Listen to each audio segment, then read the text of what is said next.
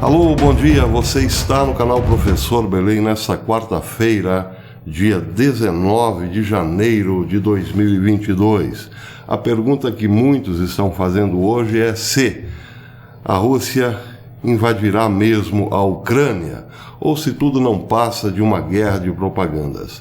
É possível que sim, que a Rússia invada a Ucrânia e o mundo entre no caos de uma grande guerra, de uma terceira guerra, por que não? Tudo porque os Estados Unidos estão fazendo com que a Rússia se mobilize nesse sentido, com provocações e mais provocações. Os Estados Unidos de Biden podem sim levar o mundo a uma terceira guerra mundial. Não porque desejam entrar em conflito com a Rússia, não, mas porque estão tratando a Rússia como um país de imbecis, ou melhor, estão tratando os líderes russos, o Kremlin de modo geral, como idiotas. Eu vou explicar o porquê. As provocações não têm parado. A tática americana é muito parecida com a tática dos antigos líderes da velha União Soviética, como Stalin, por exemplo. A tática de Biden hoje é trancar-se no quarto com um inimigo imaginário, bater nesse inimigo imaginário e gritar lá de dentro como se ele, Biden, estivesse apanhando. Entenderam? É mais ou menos isso, um blefe. Biden está provocando a Rússia através de outros atores europeus, como, por exemplo, a Inglaterra, que acabou de mandar mísseis ligeiros para a Ucrânia, no momento em que deveriam estar negociando a paz entre os dois lados, a Ucrânia e a Rússia. Não estão fazendo. Aliás, a acusação da Rússia, de Sergei Lavrov, ontem, é que os Estados Unidos abandonaram as negociações. Não querem negociar, não querem ouvir os pedidos da Rússia. Os pedidos da Rússia são basicamente dois: que a OTAN não avance sobre a Europa Oriental, ou melhor, que a OTAN não avance ao leste europeu a ponto de chegar muito próxima da Rússia, e também que não coloque dentro da OTAN a Ucrânia. É basicamente isso. Os Estados Unidos não querem negociar com a Rússia. Mas, por outro lado, fazem-se de vítimas, dizendo que a Rússia está a um passo de entrar na Ucrânia. É assim que a banda está tocando. Muita mentira de ambos os lados, claro, afinal, neste conflito ninguém é santo. Mas algo em relação aos Estados Unidos deve ser pesado e muito bem considerado neste momento. Os Estados Unidos de Joe Biden é um país cujo signo é a desmoralização, mas pior do que isso, a corrupção, a falta total de moral. Vejam, por exemplo, como Biden chegou ao poder. Ele chegou ao poder tendo a mídia inteira e as plataformas sociais inteiras abafando os casos de corrupção da família Biden, envolvendo tanto a Rússia quanto a Ucrânia, sem falar na China, obviamente. A fortuna de Biden é para lá de suspeita. O computador do filho de Biden, Hunter, tem informações precisas e preciosas de como a família enriqueceu nos últimos 40 anos, com muita corrupção. Mas nada disso veio à tona para não prejudicar a campanha daquele que era o símbolo de uma luta contra a ditadura de Donald Trump, por assim dizer. Biden precisava sair imaculado de uma campanha que ele não fez. Bem, sem falar, evidentemente, nas denúncias de fraude que foram todas colocadas debaixo do tapete pelas cortes americanas. Donald Trump saiu estranhamente da presidência, dando lugar a um sujeito que, logo nos primeiros meses, começou a destruir os Estados Unidos na mesma velocidade que havia feito o seu antecessor de partido, Barack Hussein Obama.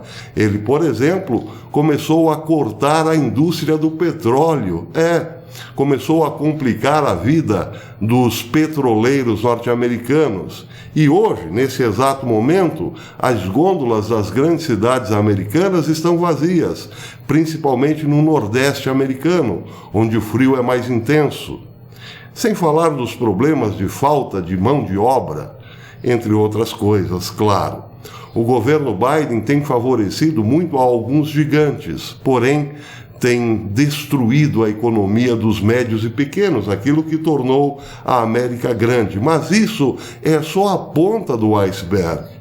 Neste governo Biden, até altos funcionários do Federal Reserve envolveram-se em negociatas na Bolsa, com operações através de informações privilegiadas, o que reforça o signo da deterioração da América.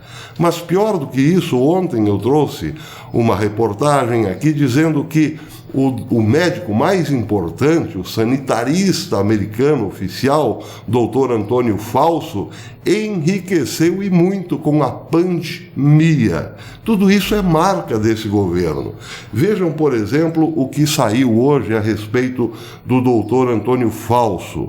Ao todo, o Dr. Fauci tem 3 contas que totalizam 8.337.000.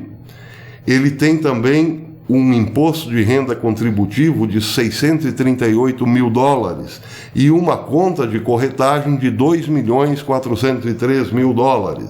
E, finalmente, o item mais valioso da divulgação. Ele está numa OneTrust contendo $5.295.000. Já o SGT Repórter começou hoje dizendo o seguinte: já sabíamos que o Dr. Antônio Fauci é o funcionário do governo federal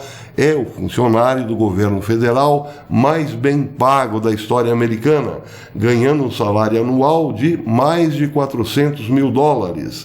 Sua esposa, Christine Grady, ganha $176 mil como chefe do Departamento de Bioética do governo. Os registros publicados pelo senador republicano Roger Marshall, dizem que é também médico, apontam que o Dr. Antônio Fauci tem um patrimônio líquido combinado de mais de $10 milhões. E, como explicou ontem o Daily Mail, Fauci lidera o Instituto Nacional de Alergia e Doenças Infecciosas desde 1984. E, se continuar até o final de seu mandato, do mandato de Biden, terá ganho cerca de $2,5 milhões como principal consultor médico do presidente. Quando se aposentar, a pensão de Fauci será a maior da história americana, ultrapassando $350 mil por ano. E para terminar, o SGT Repórter diz que, embora o Dr. Antônio Fauci tenha insistido que não lucrou com a pandemia, a papelada levantada pelo senador Marshall mostrou que Fauci e sua esposa receberam $14 mil para participar virtualmente de uma série de hangouts, lives, etc., pelo país inteiro, diretamente relacionadas à sua posição de o czar supremo do Covidão-19. Toda essa volta que eu dei foi para dizer o seguinte: os homens que compõem este governo, que desde sua origem é suspeitíssimo do ponto de vista moral e legal, fazem parte de um esquema que quer ver o mundo entrar numa convulsão, ou melhor, numa pandemia de medo e insegurança, para certamente arrematarem as melhores empresas do mundo nas respectivas quedas das bolsas. Pode parecer um tanto estranho dizer isso, pode ser até para muitos simplista, mas é exatamente isso que vem acontecendo.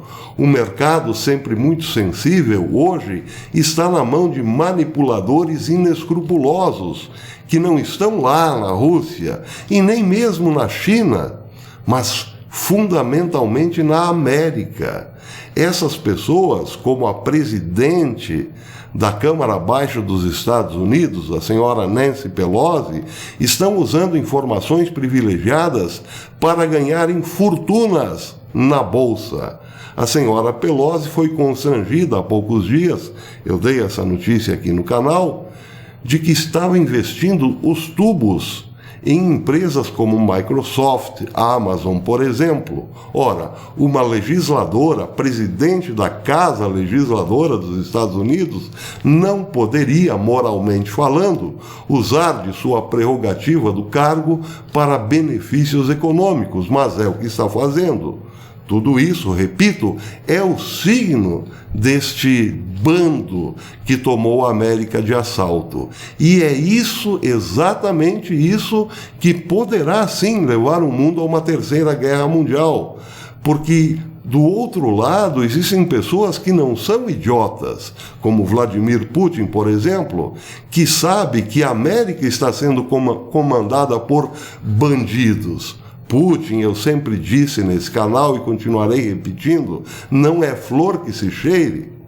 Portanto, o mundo hoje está num conflito de bandido contra bandido.